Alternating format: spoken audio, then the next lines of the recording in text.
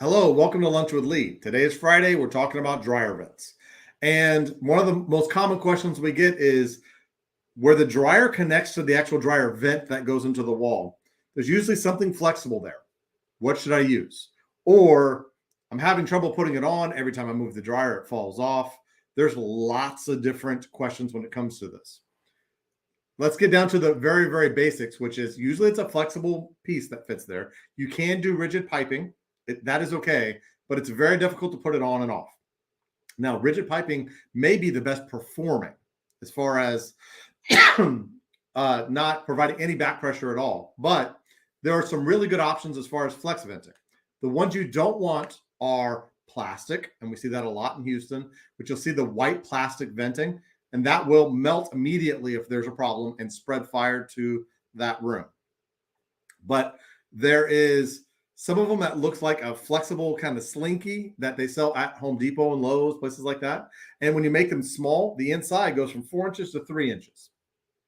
So it's important that we don't do that because that is bad. Now, is it the end of the world if you have a little tiny short thing? No, not at all. But if you have a vent that's longer or has more issues, this is where all of these little things will add up to something big at the end.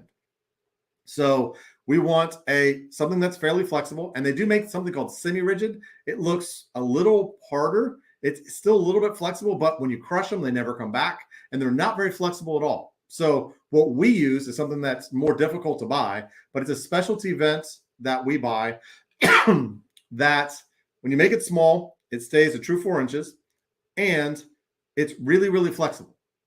So it has the best qualities of both. And we get a different type of clamp to put it on, so that there's all kinds of issues with clamps where they're hard to put on, or as you tighten it up, these little screw, the little part that the worm drive that pushes out a little piece will knock your screwdriver off of that bolt.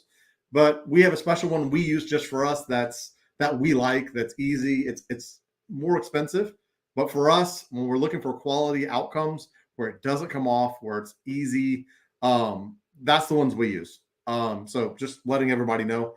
But make sure that when you push the dryer back with that flex connector, that you don't crush it, because we're working real hard to clean the dryer vent, to design it correctly, to make sure it's the correct size and material. You do not then want to crush that connector, and then all your airflow is dead. So make sure you get the correct material, make sure you put it on correctly, and then make sure that when you push the dryer back, you don't crush it. Because even if we do our perfect system and you crush it, it's all ruined.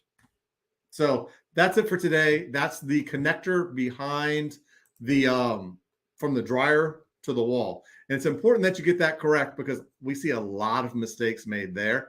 We come out and the dryer's not working very well, and that's all it is. So look back there. What does it look like?